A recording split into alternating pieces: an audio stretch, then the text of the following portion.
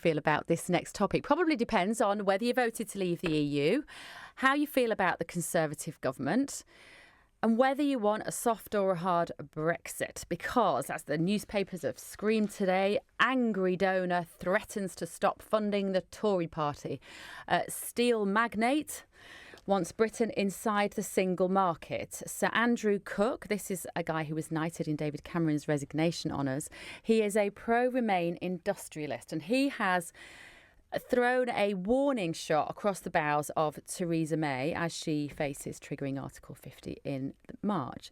He has said that he would find it impossible to continue to donate money to the Conservative Party if the Prime Minister endorsed a hard Brexit which took the UK out of the EU's single market. He has given more than £1.2 million to the Conservatives. And this story really made my ears prick up because I think this is absolutely fascinating.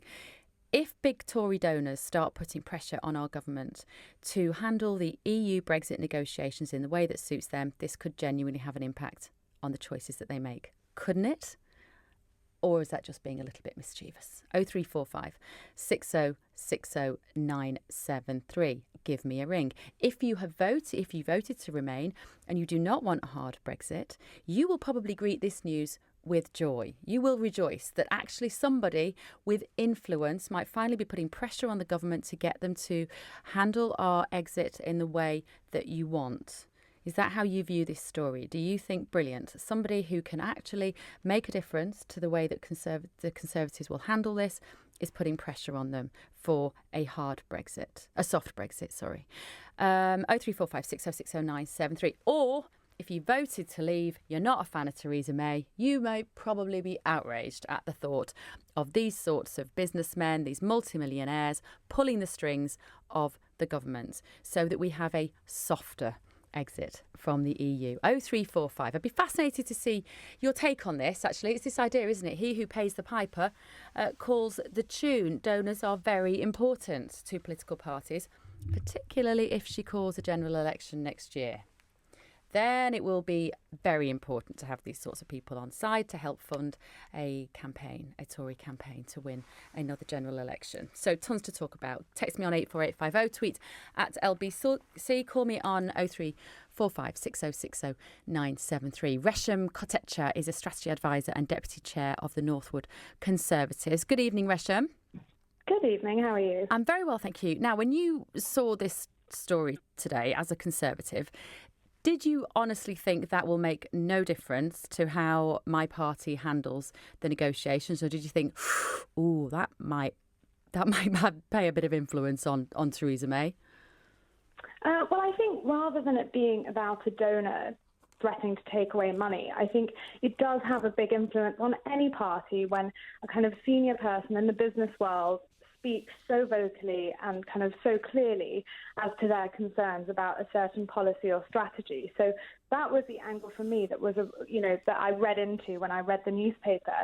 I'd be really concerned if any party listened to threats from a donor to that level, because what that then tells the general public is that if you have money and if you donate to a party, your voice, your vote and your priorities are more important to a government. And whilst money is important, showing the public that you have their best interests at heart is more important if you want to get re-elected. And so I think it's something that, a wise party would take some time to think about in terms of, is this good for business? Is this good for the economy?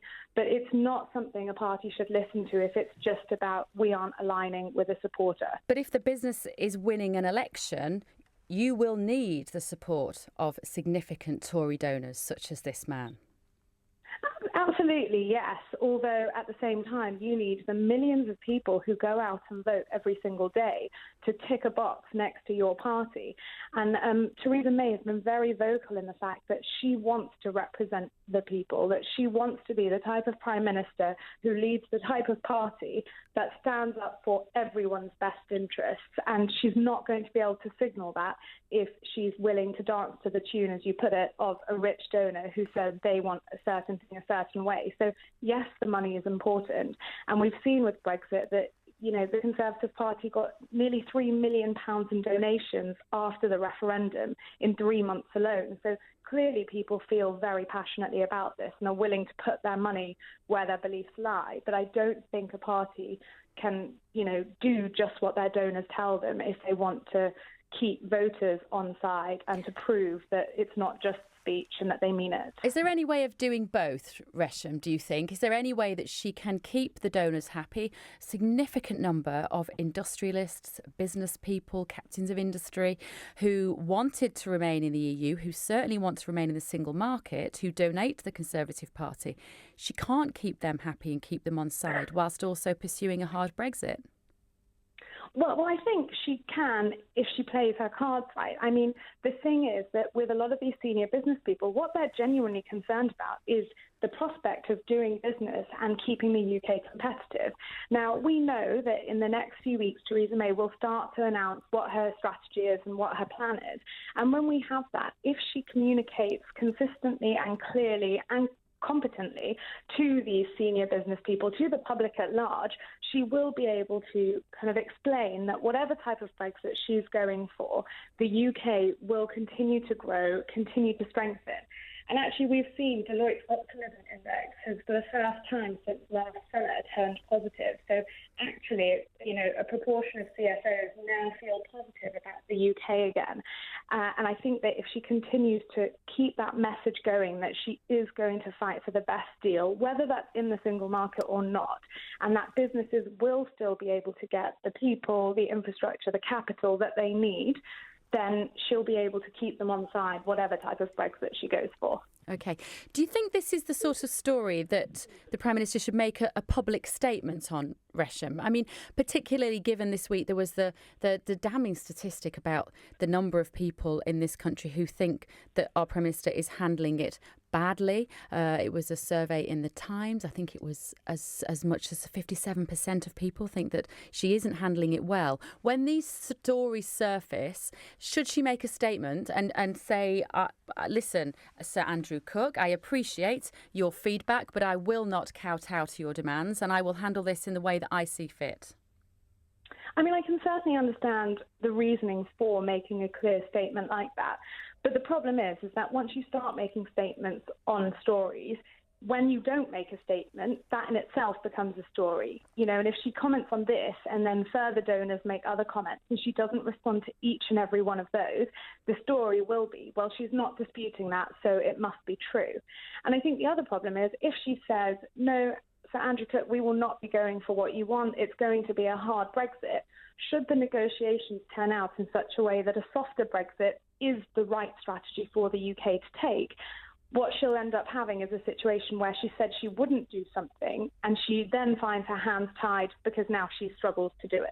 So I think actually, whilst it's emotionally easy to understand why you'd want to jump up and defend yourself every time someone says something that might kind of make people question your strategy or your priorities, actually she needs to focus on the very difficult task at hand, which is sorting out the Brexit negotiations. And I do have faith in her that, when we do hear what she's been planning, that it will be something that makes us think, okay, she has got a clue. And she is, I mean, I've worked with her. She's incredibly competent, incredibly capable, and she's not the type of person to be riled by criticism. She will take her time, but when she tells us her strategy, she will have thought it through clearly. OK.